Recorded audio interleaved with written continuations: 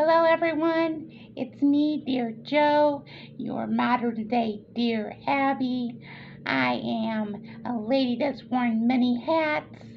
I have been married, divorced, remarried, widowed, raised children, worked many jobs, and I am just here to share my life experiences with you by helping you with your life's dilemmas.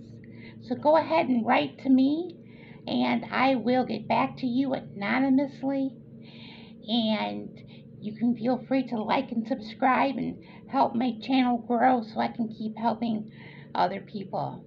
Okay, so today's first Dear Joe comes from Concerned in New York.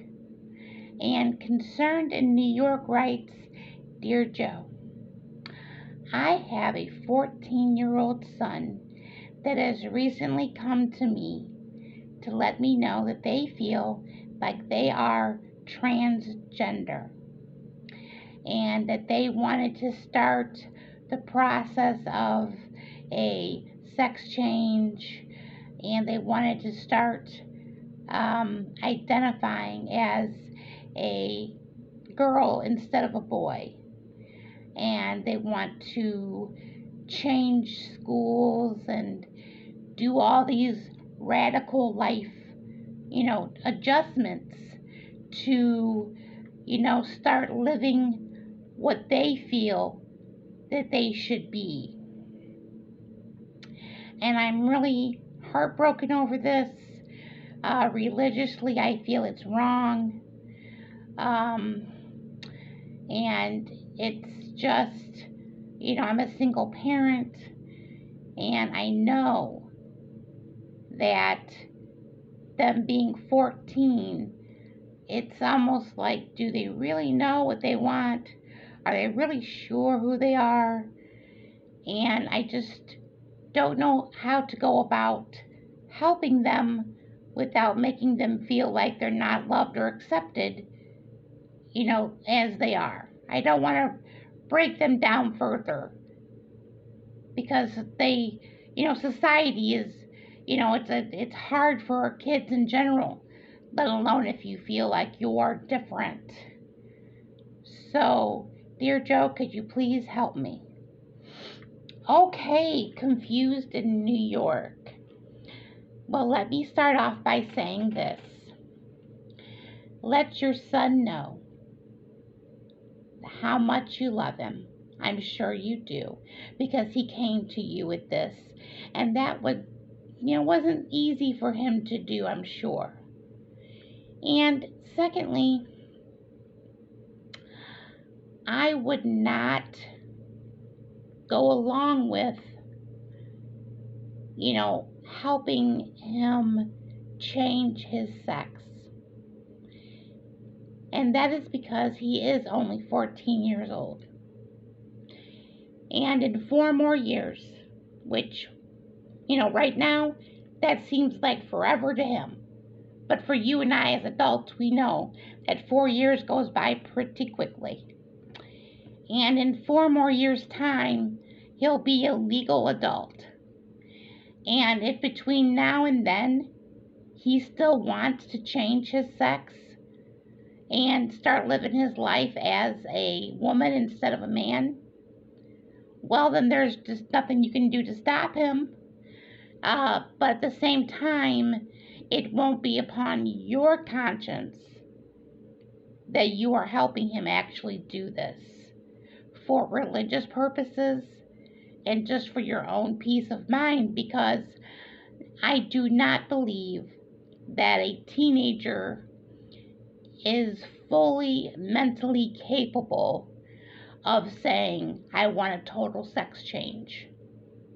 Does he want to dress up in a girl's clothing for a while and, try to live as a girl?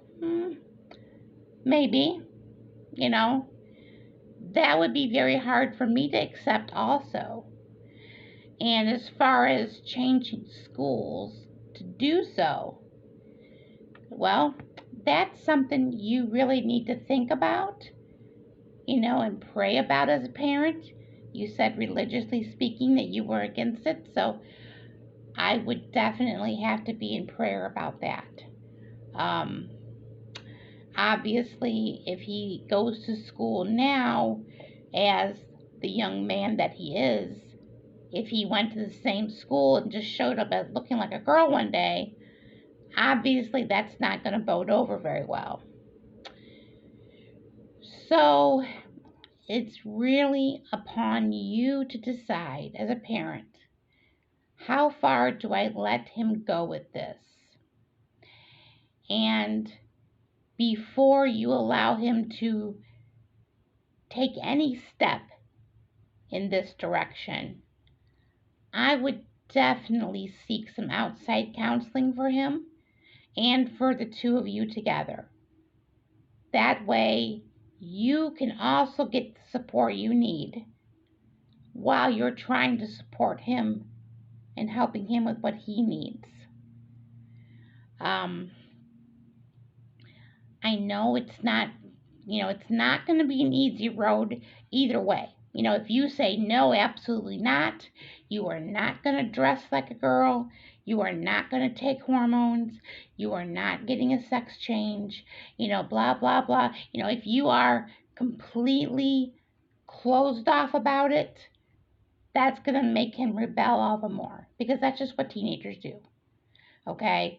So, if I were in your shoes, I would simply tell them, I love you. I don't think what you want to do is right. However, because I love you, let's explore this together.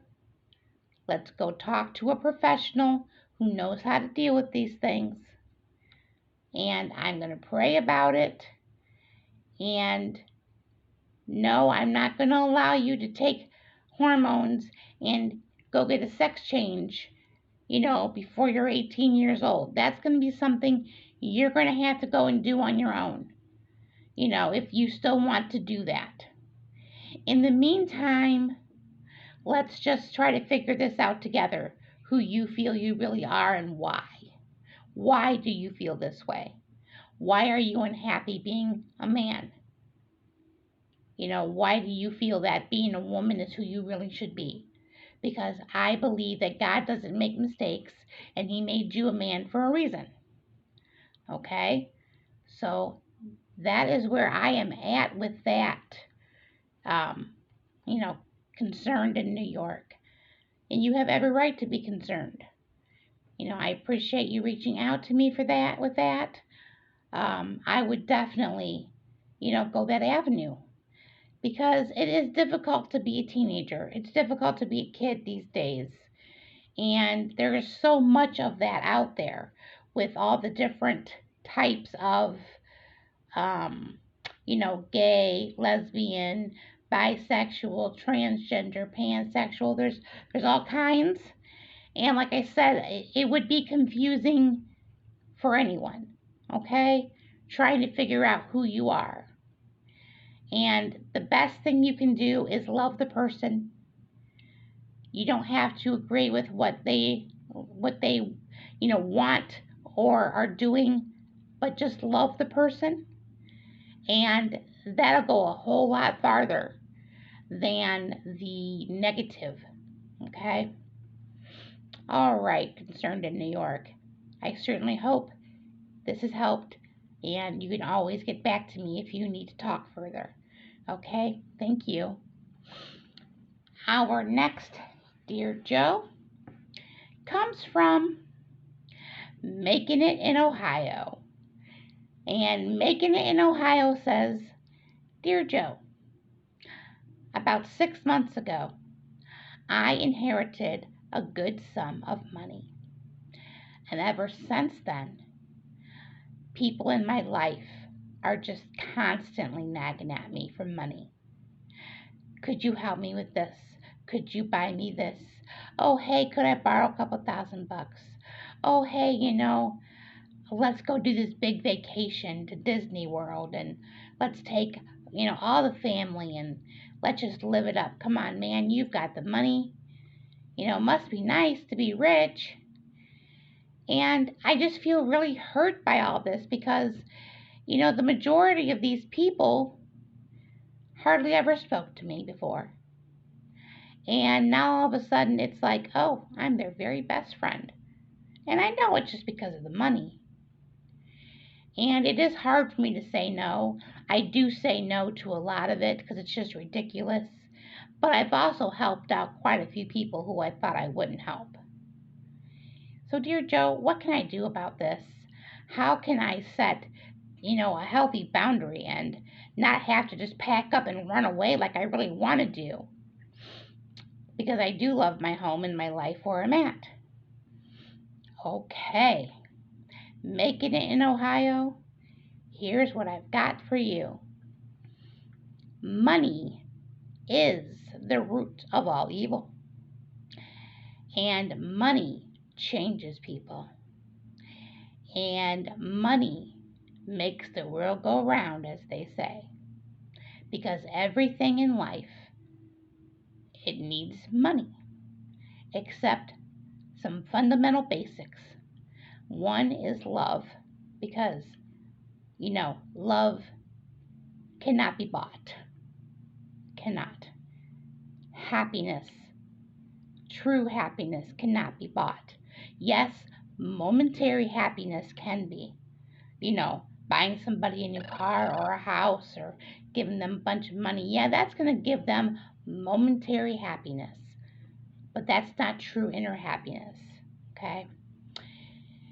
And people think that you owe them something if you have more than they have. It becomes a sort of self entitlement situation. Well, I'm your uncle. Oh, I'm your cousin. It wouldn't hurt you to give me a few $1,000.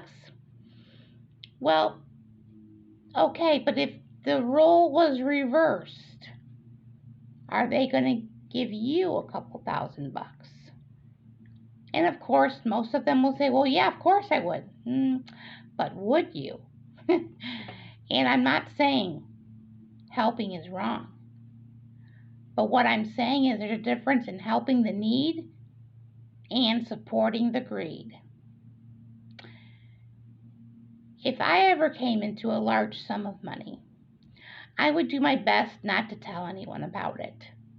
Because once it gets out, that's exactly what happens. People start coming out of the woodwork at you, and all of a sudden, like you said, they're all your best friend. And, before you had money, they didn't even know who you were.